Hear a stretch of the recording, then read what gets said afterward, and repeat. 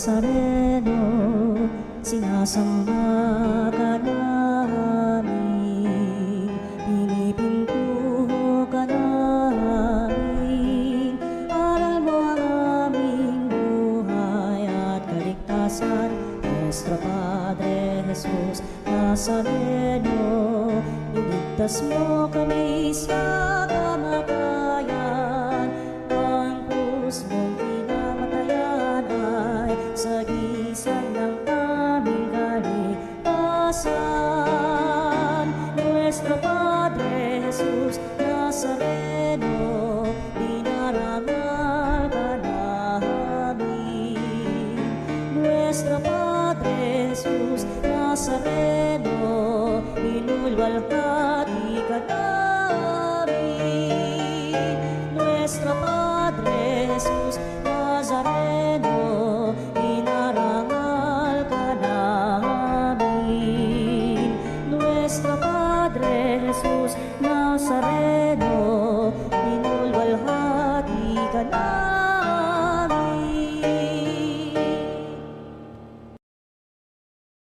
Hingin natin ang biyaya ng pagpapagaling kay Nuestro Padre Jesus Nazareno. Manalangin tayo sa ngalan ng Ama at ng Anak at ng Espiritu Santo. Amen. O Nuestro Padre Jesus Nazareno, puno ng pag-ibig at habag para sa mga nahihirapan at nagdurusa. Ikaw ang takbuhan ng lahat ng lubos na nangangailangan.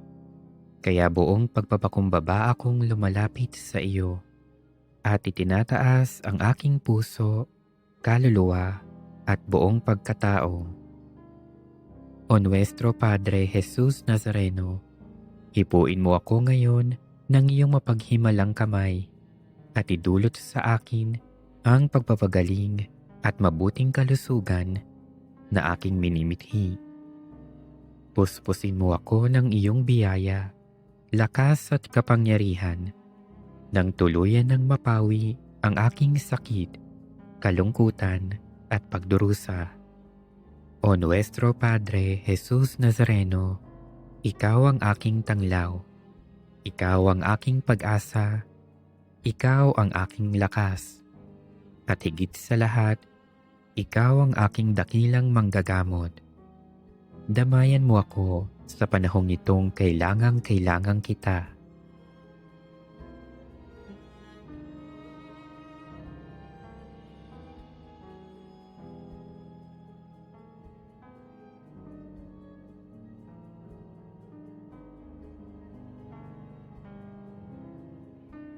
O Nuestro Padre Jesus Nazareno, samahan mo ako sa oras ng pagsubok at paghihirap. Patibayin mo ang aking pananampalataya. Palakasin mo ang aking loob nang malampasan ko ang karamdamang nagpapahirap sa akin at sa maraming may sakit. O Nuestro Padre Jesus Nazareno, dinggin mo ang aking mga hibik nang tuluyan kong madama ang iyong nakapagpapagaling na pag-ibig. Nananalig akong gagawa ka ng himala sa aking buhay. O Nuestro Padre Jesus Nazareno, buong paggalang at pagtitiwala akong tumatawag sa iyo. Pagalingin mo nawa ako mula sa lahat ng aking karamdaman. Alisin mo nawa ang aking mga takot at alalahanin sa buhay. Patawarin mo nawa ako sa aking mga kasalanan at bigyan mo nawa ako ng tunay na kapayapaan at malakas na pangangatawan.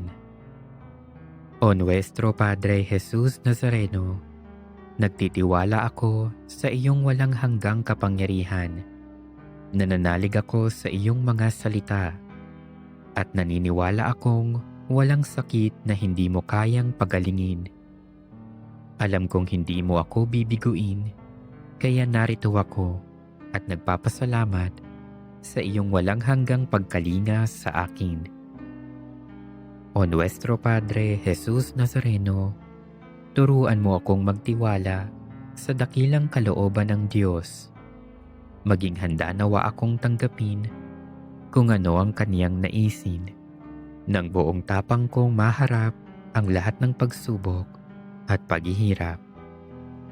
O Nuestro Padre Jesus Nazareno, kaawaan mo ako. Amen.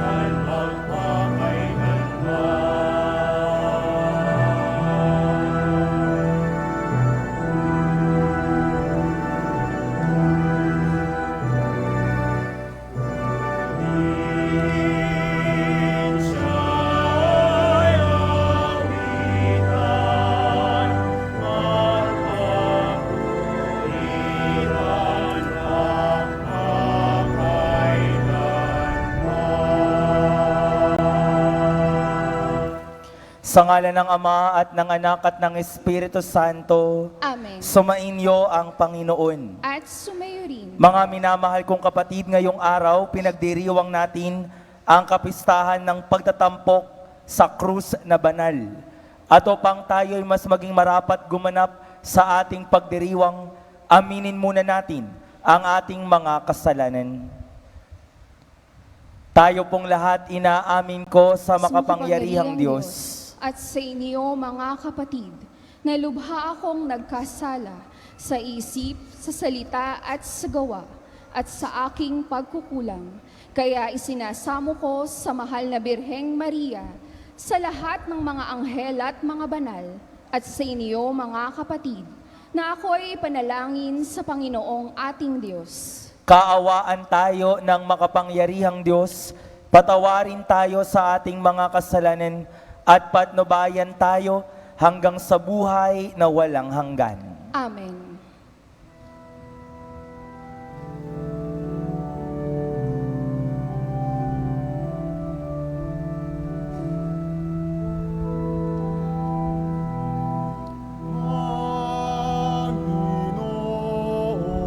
Panginoon, kaawaan mo kami.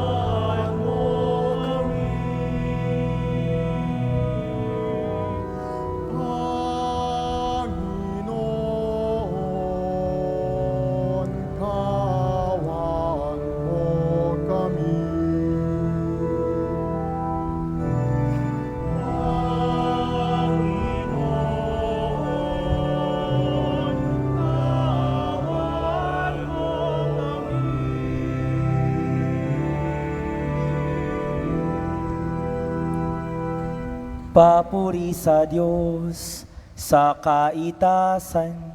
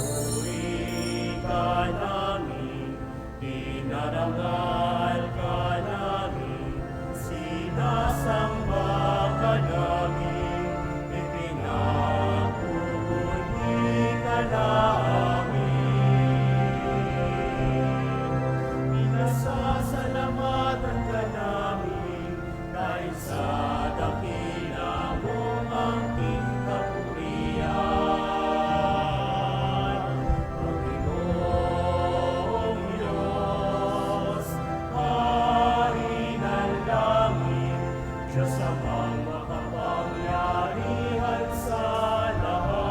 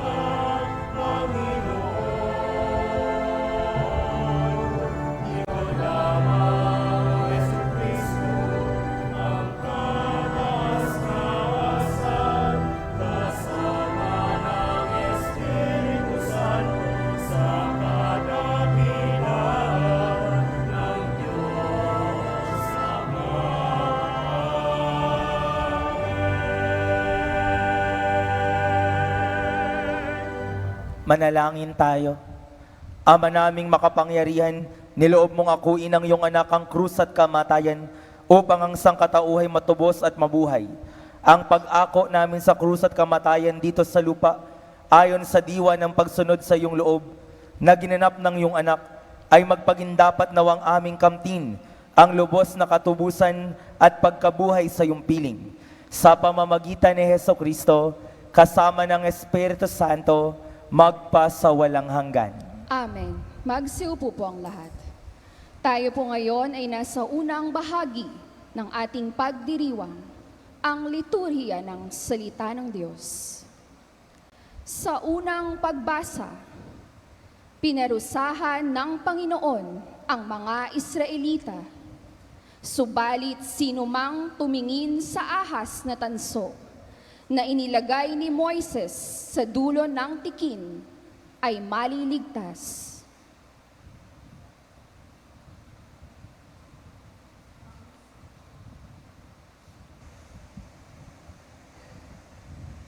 Ang salita ng Diyos mula sa aklat ng mga bilang. Noong mga araw na iyon, nainip ang mga tao sa pasikot-sikot na paglalakbay. Nagreklamo sila kay Moises, "Inialis mo ba kami sa Ehipto para patayin sa ilang na ito? Wala kaming makain ni mainom. Sawa na kami sa walang kwentang pagkain ito." Dahil dito, sila'y pinadalahan ng Panginoon na makamandag na ahas, at sino mang matukan nito ay namamatay. Kaya't lumapit sila kay Moises. Sinabi nila, "Nagkasala kami sa Panginoon at sa inyo. Idalangin mo sa kanyang paalisin ang mga ahas na ito." Dumalangin nga si Moises at ganito ang sagot sa kanya ng Panginoon, "Gumawa ka na isang ahas na tanso. Ilagay mo yun sa dulo ng isang tikin, at sino man natuklaw ng ahas na tumingin doon ay hindi mamamatay." Gayon nga ang ginawa ni Moises. Mula noon, lahat na matuklaw ng ahas, ngunit tumingin sa ahas na tanso, ay hindi mamamatay. Ang salita ng Diyos. Salamat sa Diyos. Salmong tugunan ang ating pong itutugon. Hindi nila malilimot ang dakilang gawa ng Diyos. Tayo pong lahat. Hindi nila malilimot ang dakilang gawa ng Diyos. Kaya ngayon makinig sa turo ko, mga anak. Iyong dinggin, ulinigin, salita ko binibigkas. Itong aking sasabihin ay bagay na talinghaga. Nangyari pa noong una, kaya ito'y mahiwaga. Hindi nila malilimot ang dakilang gawa ng Diyos. Dadapwat noon sila'y lilipulin na ng Diyos. Nagsisi ang karamihan sa kanilang nagbalik loob.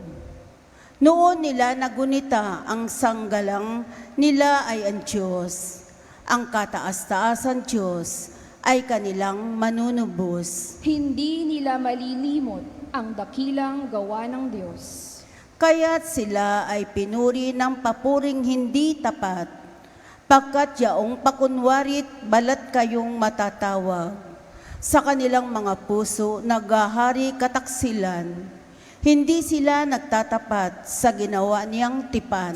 Hindi nila malilimot ang dakilang gawa ng Diyos. Gayunpaman, palibhasa ay Diyos siyang mahabagin. Ang masasamang gawa nila'y pinatawad niyang tambing. Dahilan sa pag-ibig niya'y hindi sila wawasakin. Kung siya'y nagagalit, ito'y kanyang pinipigil. Hindi nila malilimot ang dakilang gawa ng Diyos.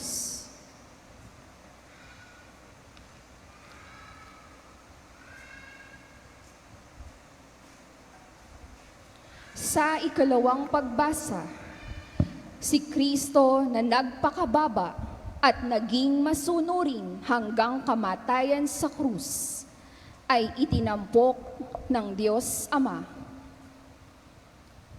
Ang salita ng Diyos mula sa sulat ni Apostol San Pablo sa mga taga-Filipos. Si Kristo Jesus, bagamat siya'y Diyos, ay hindi nagpilit na manatiling kapantay ng Diyos. Pagkus hinubad niya ang lahat ng katangian ng pagkadiyos. Nagkatawang tao at namuhay na isang alipin. Nang maging tao, siya'y nagpakababa at naging masunurin hanggang kamatayan. Oo, hanggang kamatayan sa krus. Kaya naman, siya'y itinampok ng Diyos at binigyan ng pangalang higit sa lahat ng pangalan.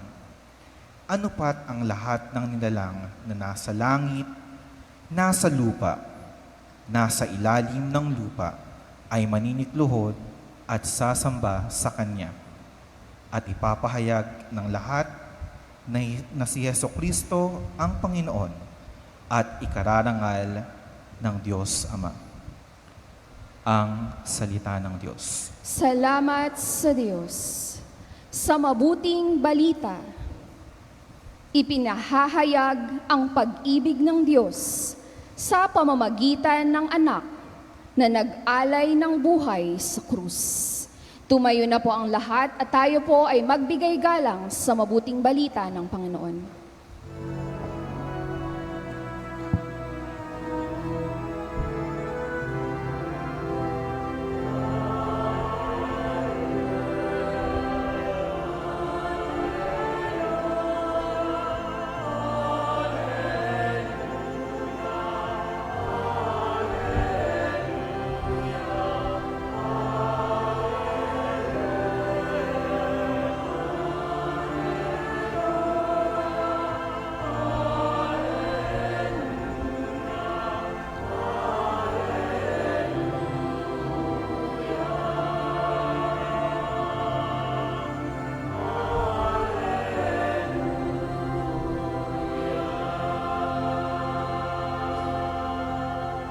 Sumainyo ang Panginoon. At sumayo rin. Ang mabuting balita ng Panginoon ayon kay San Juan. Papuri sa iyo, Panginoon.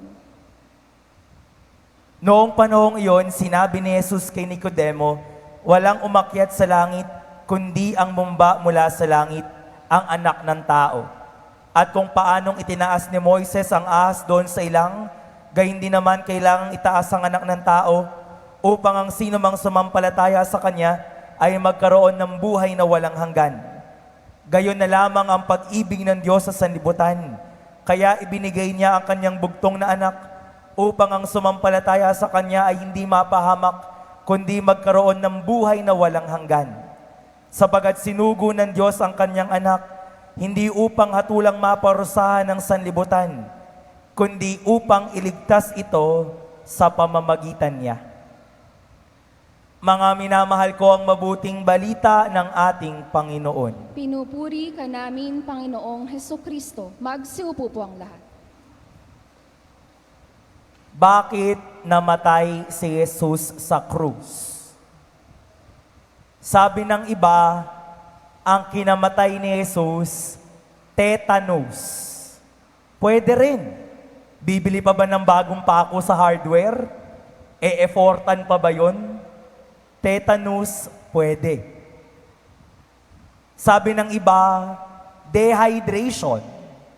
Imagine, you carry so heavy a cross, paakyat sa Mount Calvary, at isa sa 7 last words ay, nauuhaw ako. Dehydration, pwede rin. Yung iba naman sabi, loss of blood. Imagine, ang dami niyang sugat mula ulo hanggang paa. At meron pa scourging at the pillar. Imagine, duguan ang likod. Tapos ay dinamitan. Paano ko sinabing dinamitan?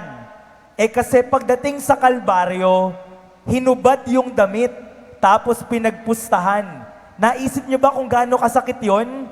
Pinalo-palo ka, ang daming sugat, dinamitan, nainitan ng araw, nagpasa ng krus, dumikit na yung sugat sa damit, tapos tatanggalin.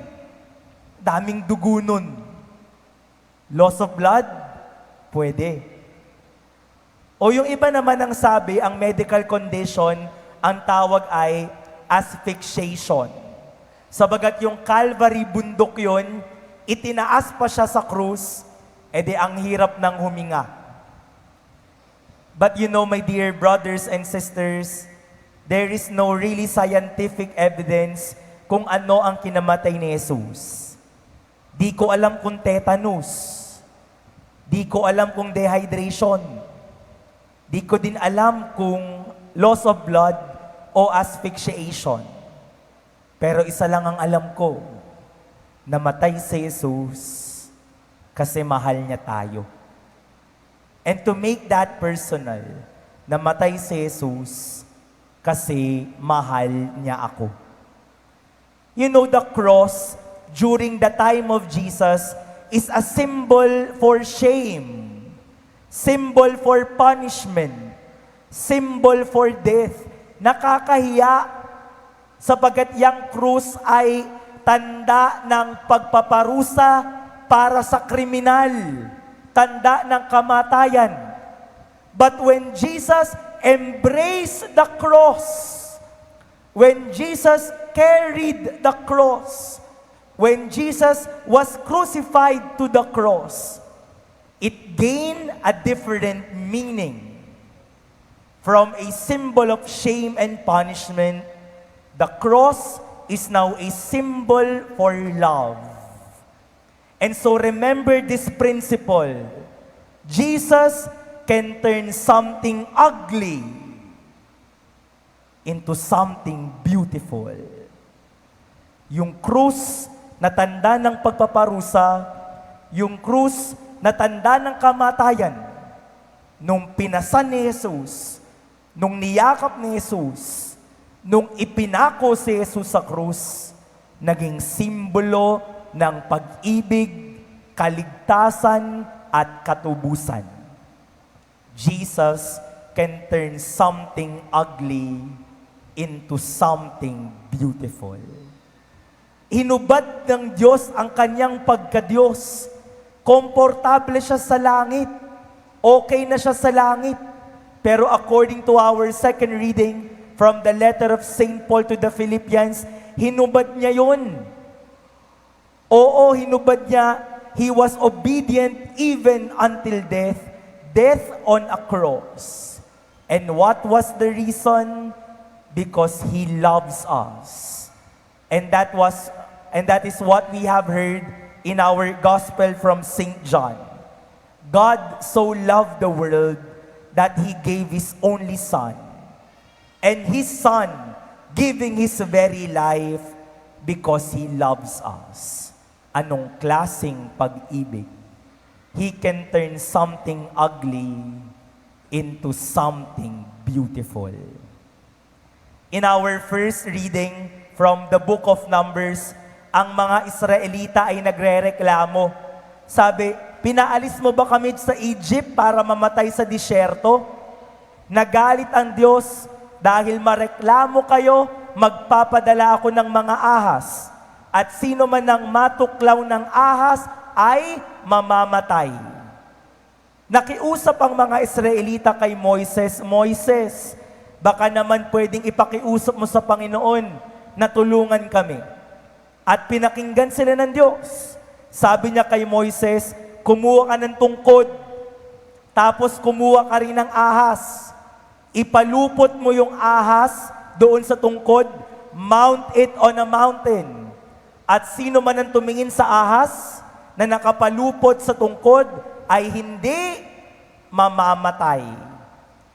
The same snake who beat them to death is the same snake used by God to save them. And so you see, He can turn something ugly into something beautiful. My dear brothers and sisters, we all have crosses to carry. Iba't iba tayo ng krus. Iba't iba tayo ng mga pagsubok. Iba't iba tayo ng mga alalahanin. Sometimes, these crosses, pinadadapa tayo. Si Jesus, 3 beses na dapa. Tayo, madaming beses na dumadapa sa bigat ng mga krus. Ano ba ang mga krus na meron tayo? Krus, pamilya, krus ang asawa, krus ang anak, krus ang apo, krus ang trabaho, krus ang mga kaklase, krus ang kasamahan sa simbahan. We all have different crosses to carry. And sometimes these crosses so heavy. Pero di ba babalikan nyo yung journey natin at sasabihin ng marami sa atin, alam mo, Father, yung mga krus na dinadala ko at dinala ko, mabigat.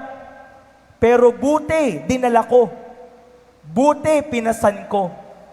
Kasi kung masyadong madali ang buhay, hindi ako titibay. Kung masyadong madali ang buhay, hindi ako matututo sa buhay.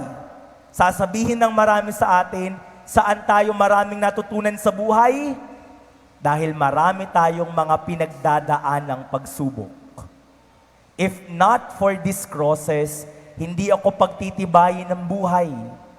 Hindi ako palalakasin ng buhay.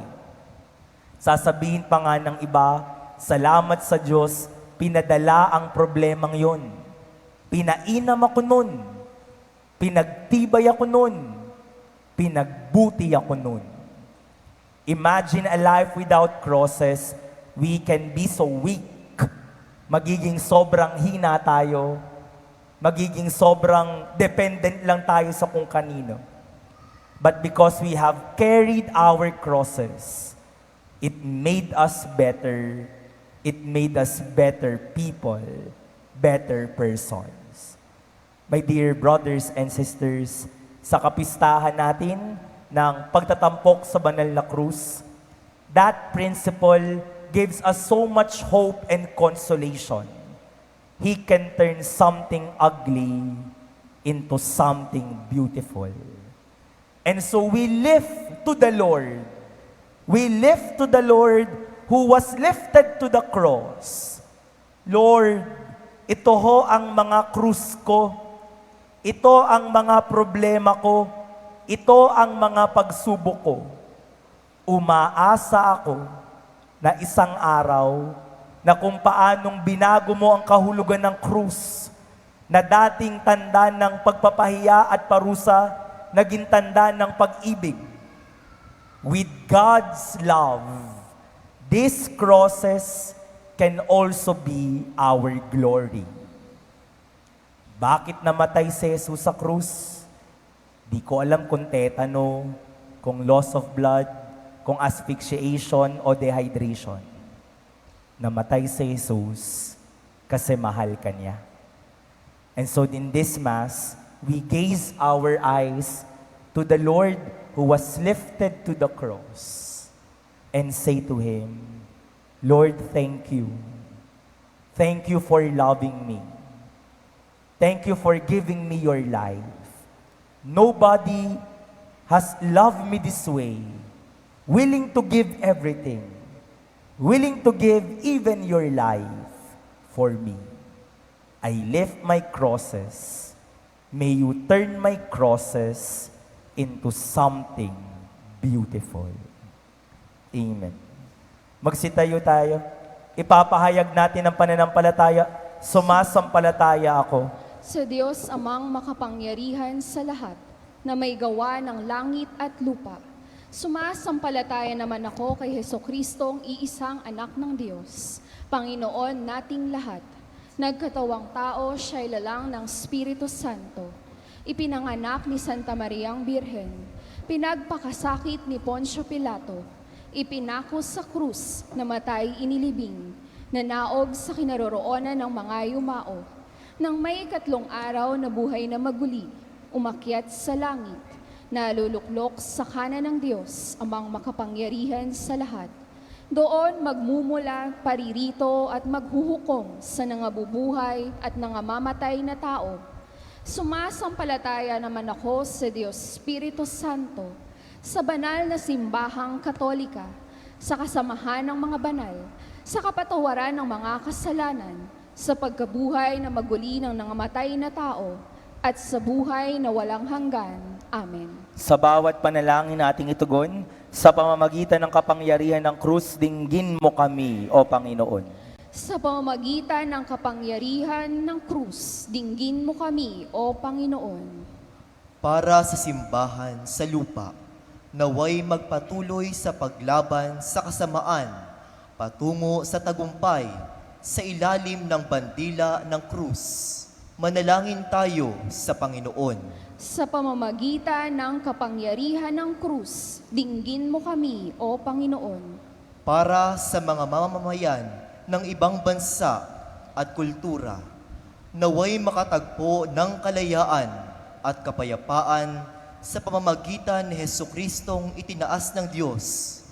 Manalangin tayo sa Panginoon. Sa pamamagitan ng kapangyarihan ng krus, dinggin mo kami, O Panginoon. Para sa mga nangangailangan ng habag at pagpapatawad ng Diyos. Naway makatagpo ng pag-asa sa krus ni Kristo bilang daan ng kapayapaan at pagkakasundo. Manalangin tayo sa Panginoon. Sa pamamagitan ng kapangyarihan ng krus, dinggin mo kami, O Panginoon.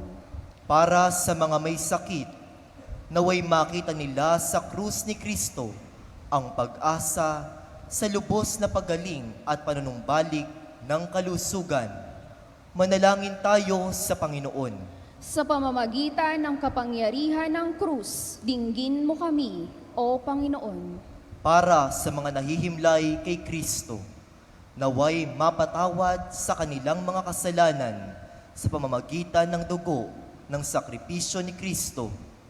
Manalangin tayo sa Panginoon. Sa pamamagitan ng kapangyarihan ng krus, dinggin mo kami, O Panginoon. Sa katahimikan, nilapit natin sa Panginoon ang ating mga pangangailangan. Amang mapagmahal, ginawa mong ang krus ang maging daan ng aming pag-asa at kaligtasan, dinggin ang aming kahilingan. Habang pinagdiriwang namin ang pagtatampok sa krus na banal, patuloy nawa naming maranasan ang iyong masaganang awa sa pamamagitan ni Kristo, kasama ng Espiritu Santo magpasawalang hanggan. Amen. Magsiupo po ang lahat. Tayo po ngayon ay nasa ikalawang bahagi ng ating pagdiriwang, ang liturhiya ng Eucharistia.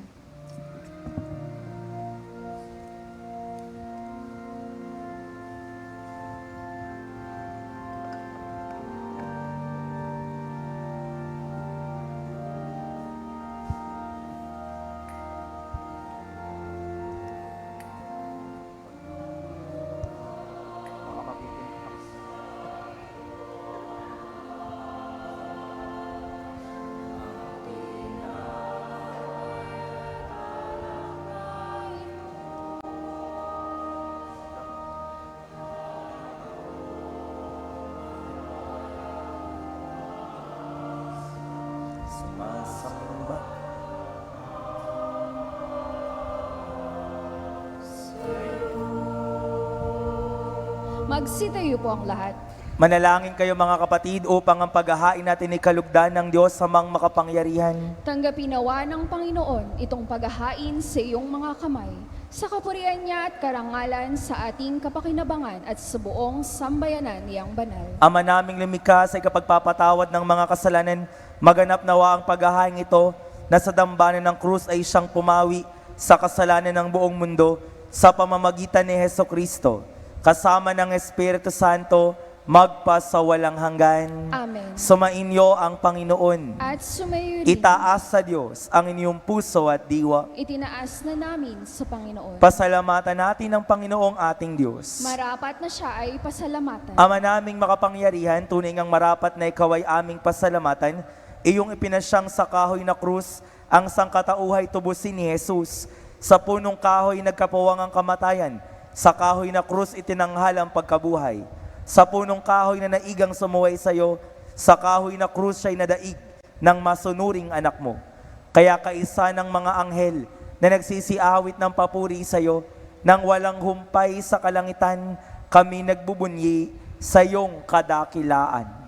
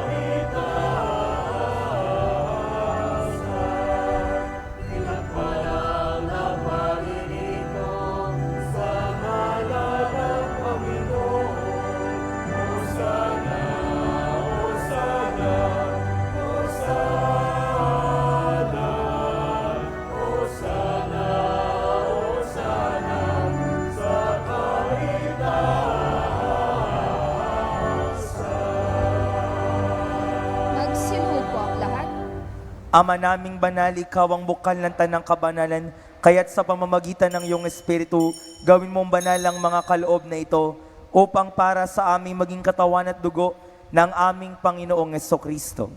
Bago niya pinagtiis ang kusang loob na maging handog, hinawakan niya ang tinapay, pinasalamatan kanya, pinagati-hati niya yon, iniyabot sa kaniyang mga alagad at sinabi, "Tanggapin ninyong lahat ito at kanin, ito ang aking katawan na ihahandog para sa inyo."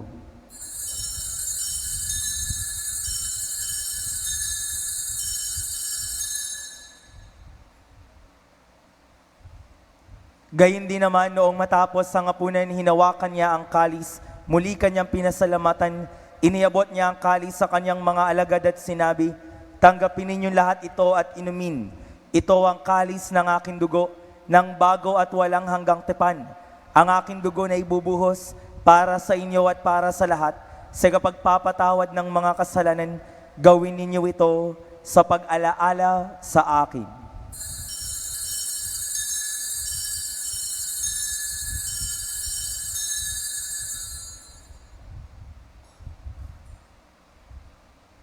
Manatili pong nakaluhod. Ipagbunyi natin ang misteryo ng pananampalataya.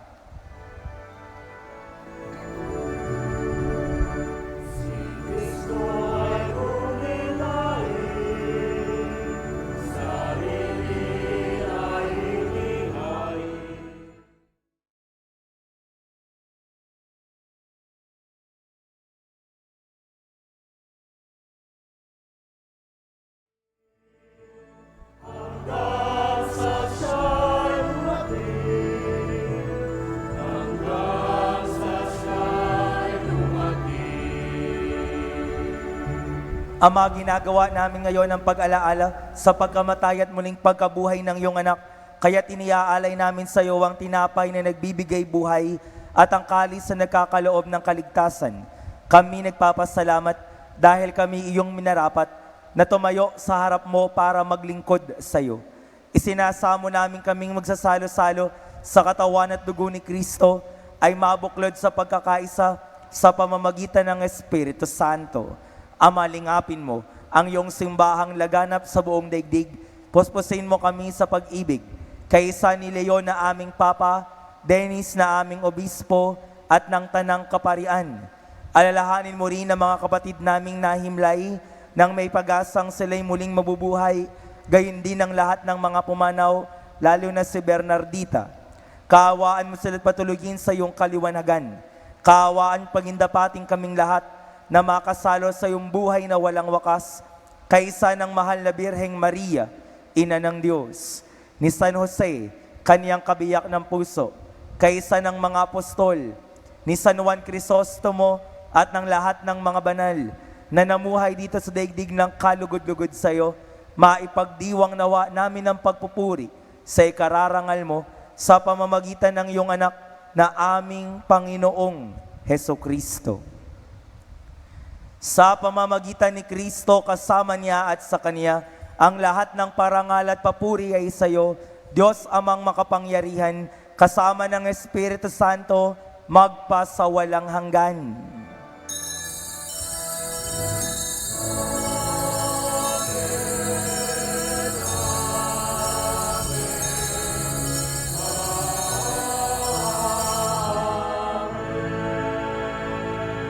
Magsitayo po ang lahat.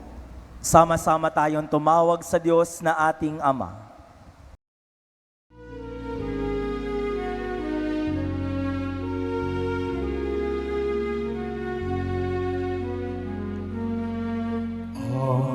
Namin sumasalangit ka, sambahin ang ngalan mo. Mapasa amin ang kaharian mo, sundin ang loob mo. Dito sa lupa para ng sa langit, bigyan mo kami ngayon ng aming kakanin sa araw-araw, at patawarin mo ang aming mga sala para ng pagpapatawad namin sa nagkakasala sa amin, at huwag mo kami pahintulot sa tukso, at iadya mo kami sa lahat ng masama.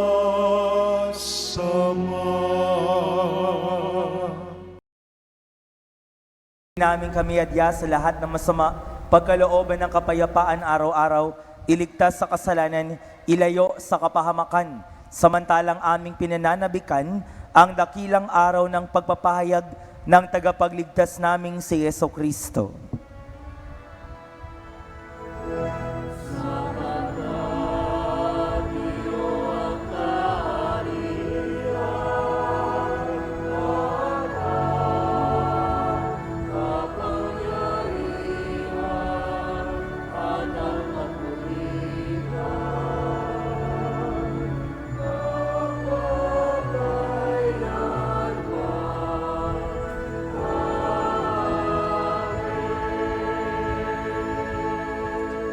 Panginoong Jesucristo, sinabi mo sa iyong mga apostol, kapayapaan ang iniiwan ko sa inyo, ang aking kapayapaan ang ibinibigay ko sa inyo.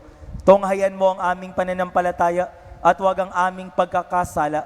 Pagkalooban mo kami ng kapayapaan at pagkakaisa ayon sa iyong kalooban, kasama ng Espiritu Santo, magpasawalang hanggan. Amen. Ang kapayapaan ng Panginoon ay palaging sumainyo.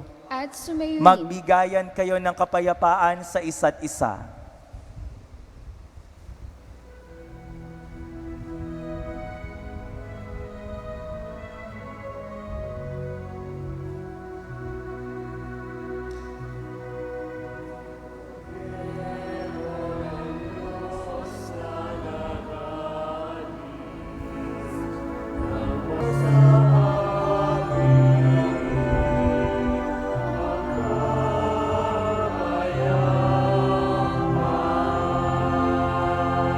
Magsiluhod po ang lahat. Narito si Kristo, ang daan, katotohanan at ang buhay, mapalad ang mga inaanyayahan sa kaniyang banal na piging. Panginoon, hindi ako karapat-dapat na magpatuloy sa iyo. Ngunit sa isang salita mo lamang ay gagaling na ako.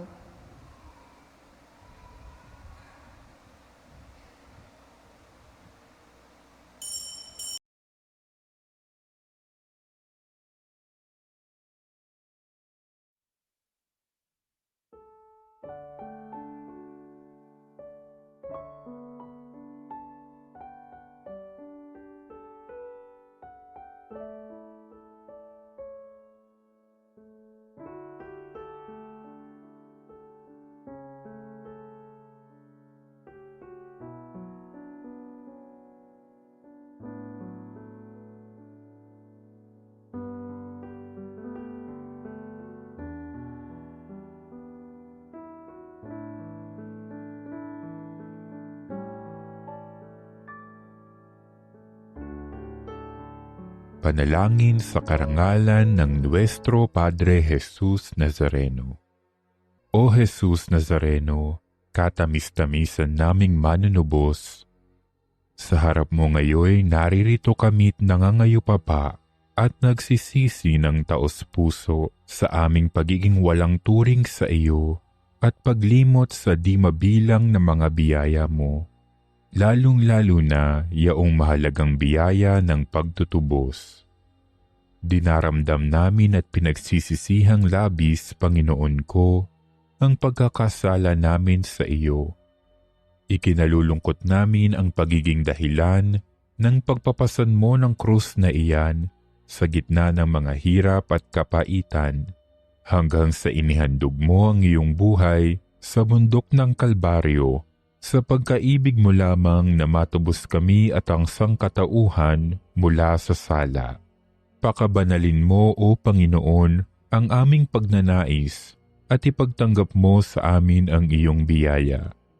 Maging tagapamagitan nawa ang iyong ina, ang kalinis-linisang Birheng Maria.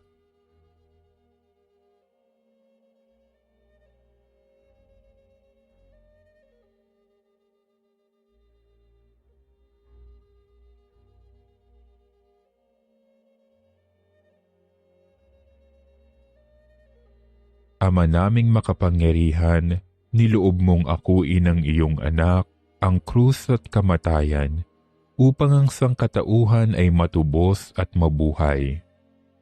Ang pag-ako namin sa krus at kamatayan dito sa lupa, ayon sa diwa ng pagsunod sa iyong loob, na ginanap ng iyong anak, ay magpagindapat nawa naming kamtin ang lubos na katubusan at pagkabuhay sa iyong piling, sa pamamagitan ni Hesukristo, kasama ng Espiritu Santo, magpasawalang hanggan. Amen. Nuestro Padre Jesus Nazareno, Panginoon namin at Diyos, kaawaan mo kami. Panginoong Hesukristo, kami nagsalo-salo sa banal na pagkinabang ay nakikiusap sa iyo na ang nasagip ng kahoy na krus na nagbibigay buhay ay iyong ihatid sa pagkabuhay sa kalwalatian, sabagat ikaw ang Panginoon ngayon at magpasawalang hanggan. Amen. Sumainyo ang Panginoon. At sumayo rin. Pagpalain kayo't ingatan ng makapangyarihang Diyos, Ama at ng Anak at ng Espiritu Santo. Amen. Tapos na ang misa, humayo kayong taglay ang kapayapaan at pag-ibig ng ating Panginoon. Salamat sa Diyos. Papurihan natin ang Panginoon.